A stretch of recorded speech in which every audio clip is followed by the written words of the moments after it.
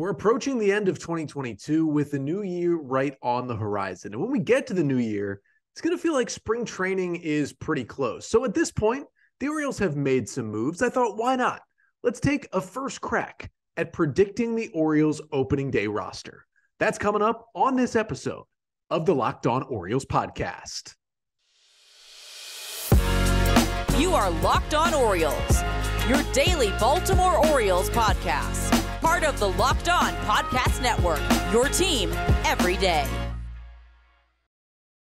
Hey there, Orioles fans. Today is Wednesday, December 28th, 2022, and welcome back in to the Locked On Orioles podcast, part of the Locked On Podcast Network, your team every day. As always, I'm your host, Connor Newcomb. And coming up on today's episode, I'm going to take my first crack of the offseason at predicting the Orioles 2023 opening day roster. Now, hopefully the O's are not done making moves as we sit here at the end of December. I mean, really, you got 3 months to still add players to this roster, but the Orioles have added 4 legitimate big leaguers, 4 guys this offseason who I think are all certainly locks to make this roster, which means, if they went to opening day with this team, it wouldn't be the craziest, worst thing in the world. So I thought at least opening day roster prediction 1.0 could happen here just before the new year. So I will predict the 13 pitchers and the 13 hitters that will break camp with the Orioles in April, talk about what roles those guys will play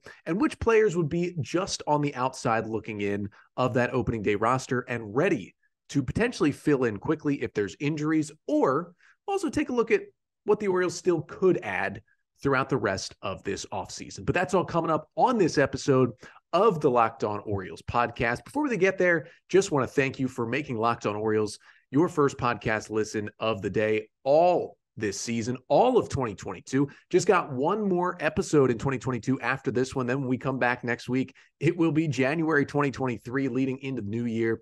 This has been the biggest year ever of the Locked On Orioles podcast, setting records for downloads and listens throughout the year. And that is all thanks to you, the listener. So those of you who have subscribed and followed the podcast, whether it be on Apple Podcast or Spotify, wherever you listen, please continue to do so. Leave a 5-star rating and a review on those apps if you can as well. And thank you to everyone who has liked, commented, and subscribed to the Locked On Orioles YouTube channel, which was started this year as well. Something that, has been a great project too. And had the pod on YouTube throughout this magical 2022 Orioles season. Make sure to stick with the YouTube page. And if you have a favorite memory from 2022 in Birdland, comment it on this video here on the Locked On Orioles YouTube page, and we'll shout out some of those favorite memories coming up on a future episode. But for this episode, let's take a look at what the O's opening day roster could be. And again, when we get to April, please don't go back here to December 28th. And watch this again. Well, certainly come back and watch it again, but don't freezing cold takes me. Don't ridicule me for these predictions. Got 3 more months of offseason coming up after this. But I feel like, the O's have added 4 big leaguers on major league contracts. You can start to see a roster shaping together. And if the O's do add more, it'll be guys on the margins, maybe another signing of a bat, maybe a reliever, waiver claim or 2. It could be a big splash deal, but I don't know if a multitude of other, locks on the opening day roster moves are really coming. So this prediction could be pretty close to true, but I'm going to try and make it opening day roster prediction 1.0 here in late December. Let's start with the pitchers. And again, remember, 26-man rosters now in Major League Baseball. And I don't think they'll do what they've been doing lately, which is starting the season with 28 players, then cutting it down to 26 about a month in. Most likely the season will start with 26 players, and you must carry 13 pitchers and 13 hitters. So let's start with the 13 pitchers. And I think of this group, at least right now, I think there's probably 12 names that everyone agrees upon. And then there's one name or at least one spot where things could go different ways. I do think there are 9 stone cold locks right now, which is pretty surprising for an Orioles pitching staff that 2 years ago was in shambles. But I would say, and again, maybe one of these guys could be traded or whatnot, or could get injured. But I would think if they're not traded, and that's what we're doing this episode off of, I'm not going to predict guys to get traded away, and that's why they're not on the roster. for guys in the organization right now. That's what I'm predicting off of. So I would say the 9 locks would be Kyle Bradish, Dean Kramer, Tyler Wells, Kyle Gibson, Felix Bautista, Dylan Tate, DL Hall, Cionel Perez, and Michael Givens. That would be the 9 players I would put in the locks. We start in the rotation. I think Bradish and Kramer did a great enough job last year that 100% they've got a rotation spot at this point. And then Kyle Gibson being your biggest free agent signing in the Mike Elias era, 1 year, $10 million. He's certainly a veteran that's going to have a rotation spot. So there's 3 spots right there.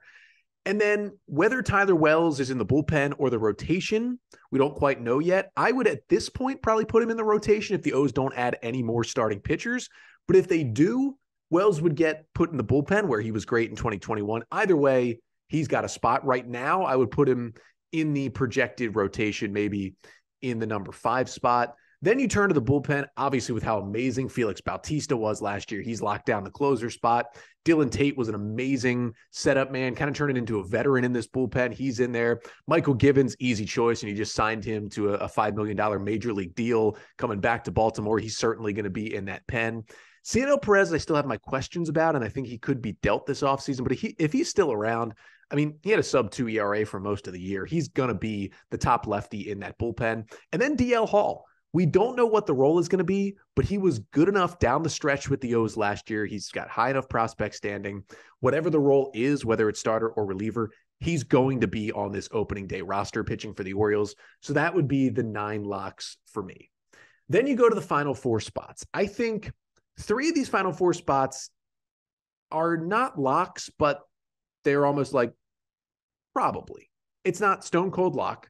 It's probably. I would put Brian Baker, Austin Voth, and Grayson Rodriguez in the probably category.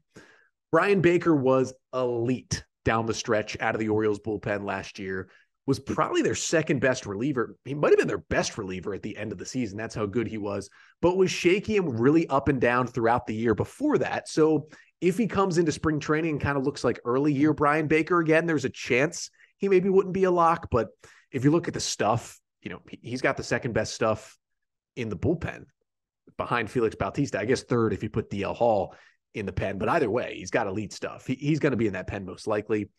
Austin Voth is interesting because he always could just kind of flip back to the pitcher he was with the Nationals before the Orioles claimed him off waivers and kind of fixed him. I don't think he really has a rotation spot at this point, but I think the O's like the stuff enough to put him in the bullpen and kind of multi-inning relief role right now and to try it out. But the reason why Voth is not a lock is because he had a long enough time in Washington with bad stats where it could come back to him in spring training and he could just kind of not find the success he found with the O's. But I still would think if he's pitching at that level, he's at least got a bullpen spot. And then Grayson Rodriguez has all the talent in the world to be on this team. He's going to be 100% healthy and ready to go. It's just the fact that he has never pitched a big league inning, so you can't call him a lock to make an opening day roster. And although Mike Elias, the way he has talked, has all signaled that Rodriguez, barring injury, is going to be in the Orioles opening day rotation, the O's could still fiddle with his service time a little bit and keep him down for 6 or 7 weeks and get that extra year and then bring him up in late May. So you just never know as a way to limit his innings, but I would think he's going to be on that team. So that leaves the last spot. And you got really a lot of guys who could compete for that spot. You have 6 guys who pitched for the Orioles last year in the big leagues and are all on the 40-man, who could be, or really 7 guys actually, who are all on the 40-man and pitched for the O's last year, who could get that spot. Plus you have the Rule 5 pick in Andrew Politti, who's going to be vying for that spot as well. That's a lot of guys to put in that list, but of all those names right now, I'll say Keegan Akin gets that final spot. Now, if I'd been making this prediction at the All-Star break last year, everyone would have agreed. Akin was amazing for the Orioles out of the bullpen in the first half, kind of transitioning to that multi-inning reliever role. He was pitching 2 innings plus every time he went out there, striking guys out, throwing way more strikes than ever before. Then he got to the second half of the year and he pitched much less because he was less effective. He actually got optioned to AAA right at the end of the season, then came back up for the final week or so. But that's how bad it got that they sent him down in September. I think they still like the stuff. He got a little unlucky down the stretch, which is why some of his numbers were bad, but he also was lucky in the first half. I just think when push comes to shove, the Orioles are going to want another lefty. And I think at this point, they value Keegan Akin and his stuff a little bit more than they do Nick Vespi. I think the two guys are close, but I think Akin just a tick above Vespi right now. And that's why I would give Akin that final spot. So the opening day rotation, I would think right now, probably Dean Kramer would get your opening day start. You go Dean Kramer, then Kyle Bradish, then Kyle Gibson, then Grayson Rodriguez, then Tyler Wells. I would say that would be your 5 to start the season at this point. Then you'd have Felix Bautista in your closer role. You'd have kind of the combination of Dylan Tate, Michael Givens, and CNL Perez, and Brian Baker in kind of the high leverage middle relief / setup roles.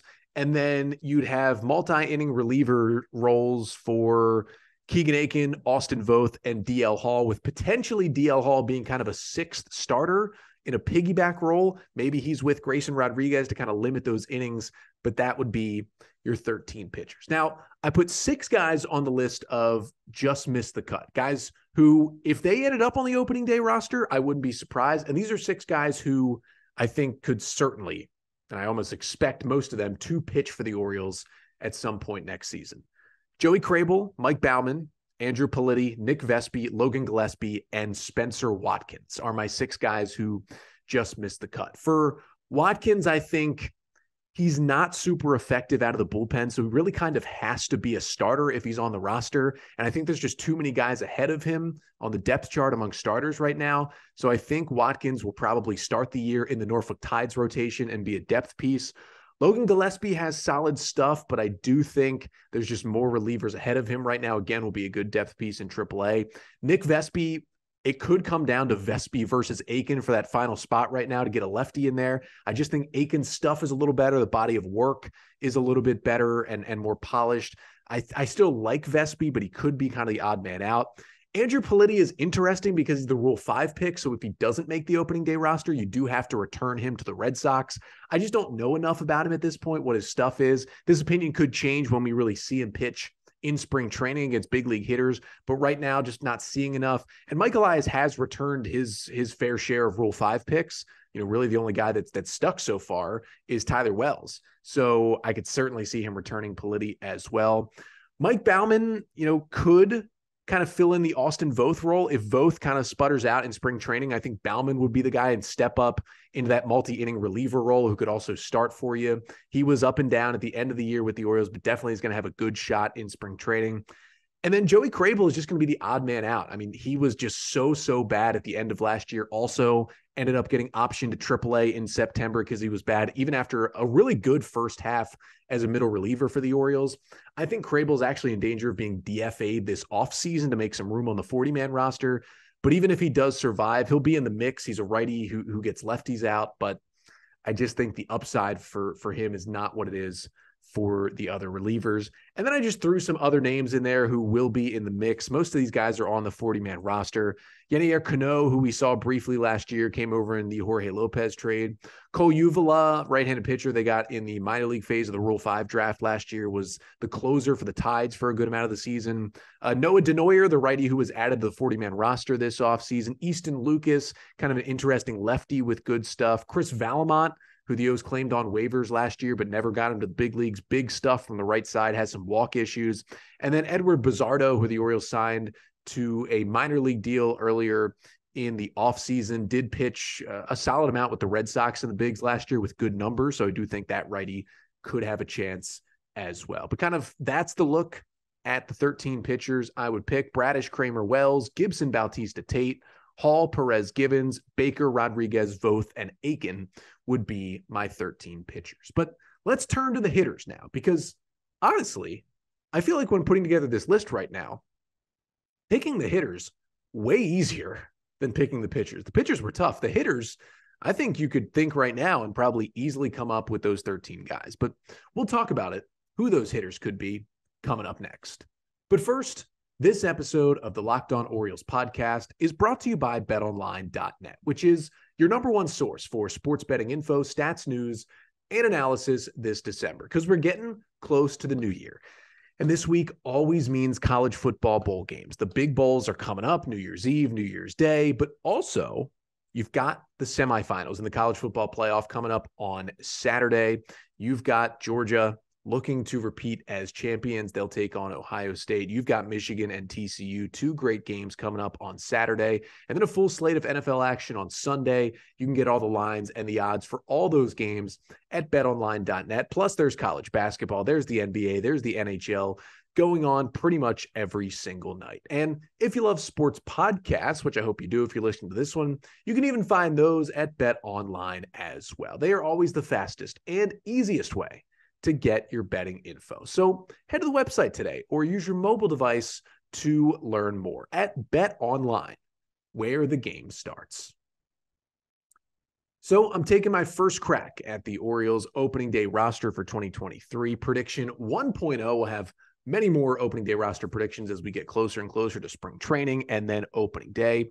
But I got you my 13 pitchers. Now we switch over to the 13 hitters, who I think will be on this opening day roster, at least at this point here in late December. And I really do think the pitchers were tough because, as I talked about, I had 6 guys in the just missed the cut category. I mean, there's legitimately 19 or 20 pitchers right now competing for those 13 spots. I think it's a much smaller group competing for the spots with the hitters. So let's start with the locks. I had 9 locks for the pitchers. I have 10 locks for the hitters. There's room for maneuvering, but not a whole lot right now unless a big move is made. So I'd say, first of all, both the catchers are locks. Adley Rutschman and James McCann are certainly going to be on this roster. Adley, obviously in the middle of your order, second finisher and AL Rookie of the Year, could be an MVP candidate. Dude's legit. And then James McCann, the Orioles trade for him, acquiring him from the Mets for a player to be named later last week. Make sure to go back and check out last Thursday's episode breaking down that entire trade. I think he's a good backup option for the O's, and he will be, after that trade, their number 2 catcher. You go out to first base, Ryan Mountcastle, obviously going to be in that spot. I know the numbers were a little down last year, but all the underlying data suggests Ryan Mountcastle is going to break back out next season. Was just got no luck, got zero luck. We've been over it so many times, was so unlucky last year. His numbers are going to spike back up this season. Around the infield, I'd say there's 4 locks. Adam Frazier in there. Obviously, the Orioles bring him in on a 1-year deal this offseason to be a veteran, coming off kind of a tough year in Seattle. But if they're giving out, a major league contract, it's to a guy who's going to be on this roster. He's going to play some second base, a little bit of outfield, bring a left-handed kind of slap-hitting bat to the Orioles. Obviously, Gunnar Henderson is a lock. It was amazing to watch him do what he does last September after the call-up. It's going to get even better this year. Then you've got Jorge Mateo. Now, I did talk about Jorge Mateo on Monday's episode, and the rumors, the reports from Ken Rosenthal that the Orioles have fielded some calls with some trade interest for Mateo. Talked about kind of the pros and cons of potentially trading him back on Monday's episode, so make sure to go check that one out. But right now, we're under the assumption that he's still here, and with the defensive value and the base running and the bat that can spark at times, just a fun player, and he's a lock for this team. And then Ramon Arias, we're not really sure what his role is going to be. And I think if the O's go get a pitcher, I feel almost certain that Ramon Arias would be used in that trade to get the pitcher. But right now you got a guy in Arias who, an above league average hitter who won a Gold Glove at third base last season. He's going to be on this roster if he's still here in spring training. So those would be your 4 infield locks. And then I think 3 outfield locks, obviously Cedric Mullins. Again, 2022 wasn't the year that 2021 was, but he's still your leadoff man and your center fielder. Anthony Santander with a big breakout, leading the team in homers last year. He'll be on this team either in right field or at DH. And then I know there's some polarizing opinions on Austin Hayes, but the Orioles did tender him a contract. And unless he is dealt as some sort of, sweetener in a trade, he's going to be here. I don't know if he's going to have an everyday role to start the season. Maybe he's platooning. Maybe he's a 4th outfielder, but he's going to be on this team. So that would be the final of the 10 hitter locks. So you move on from that, and you only have 3 spots, and theoretically 2 of them go to guys who spent a good chunk of the season with the O's last year, and really all 3 of them could go to those guys. I would say the rest of those 3 hitters, I put Terrin Vavra, Kyle Stowers, and Ryan McKenna as those final 3 players. I would put Vavra in kind of that utility role at this point.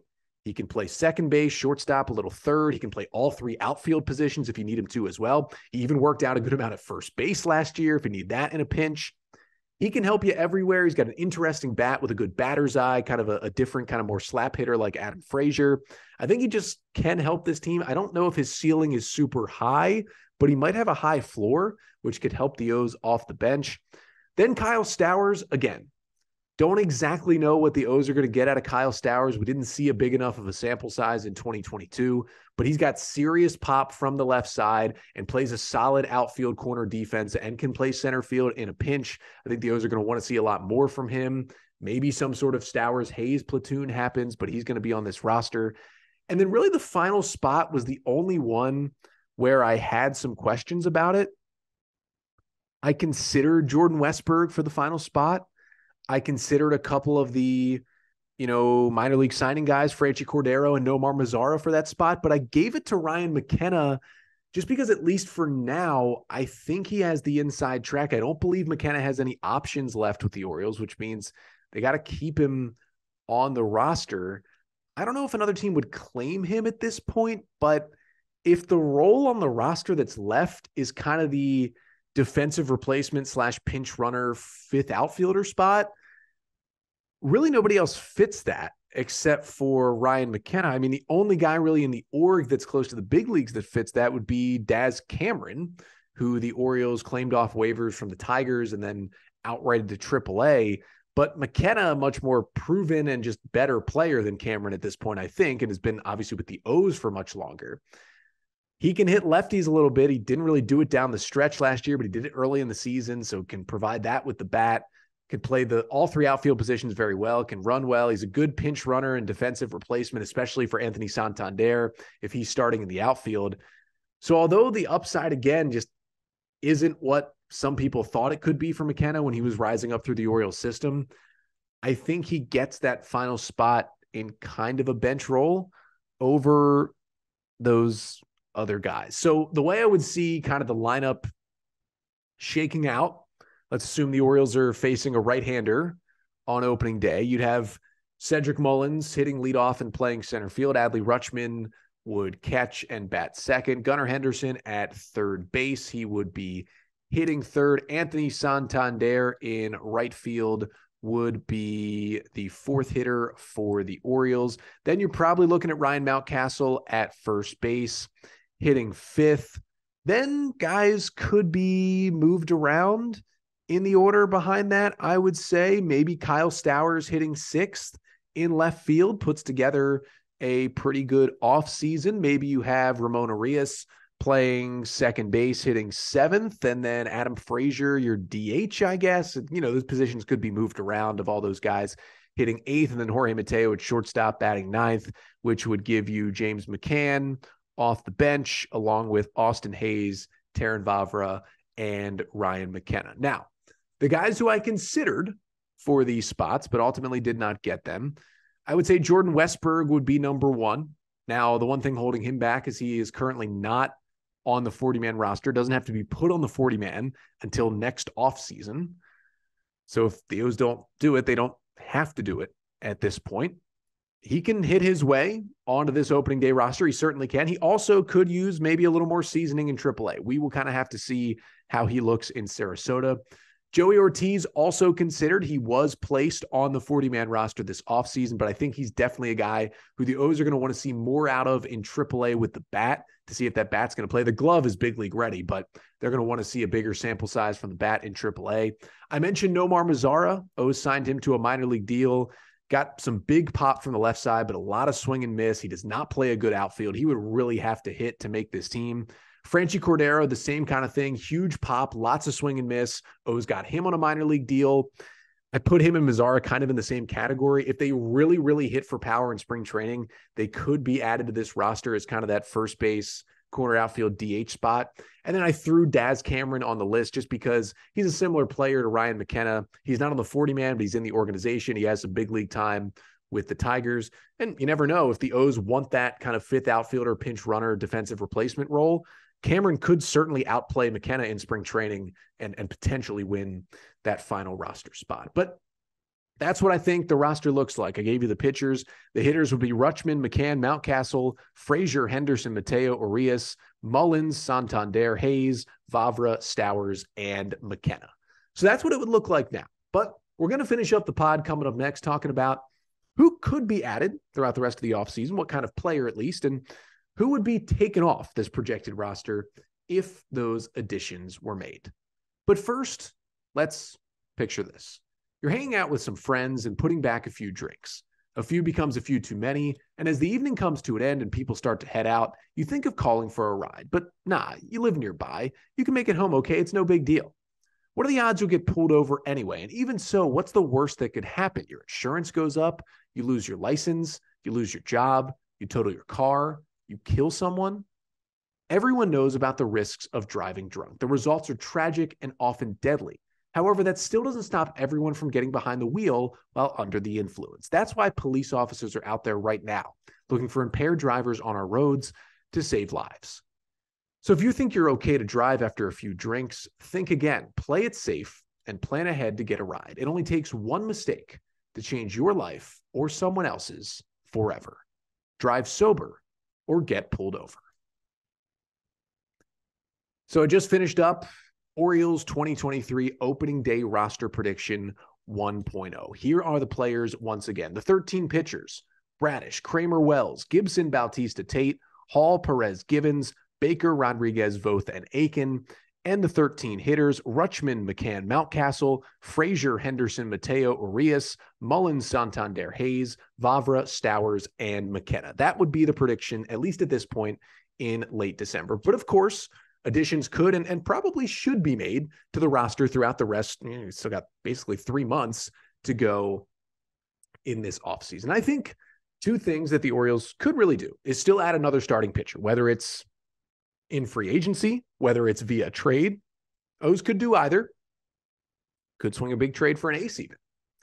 And also, I think kind of a left-handed hitter in that first base, DH, corner outfield role, I think could certainly help the O's on this roster. Now, you could argue that Nomar Mazara and Franchy Cordero were brought in for that role, and maybe they figure it out and they get on this roster. Sure. Maybe you could argue that, the O's are ready with this rotation. Guys are going to come back and be just as good, or maybe Mike Baumann takes another step, or maybe Spencer Watkins is ready to stay in this rotation, whatever it may be. You could argue that, but I still think one of those things could happen. Maybe another waiver claim for a reliever could come across the timeline as well. But if the O's do make those moves, whether it could be signing Nathan Eovaldi, or maybe they make a trade with the Mets for a guy like Carlos Carrasco or David Peterson, or they swap a deal with the Marlins and get one of their big arms like Pablo Lopez or Jesus Luzardo.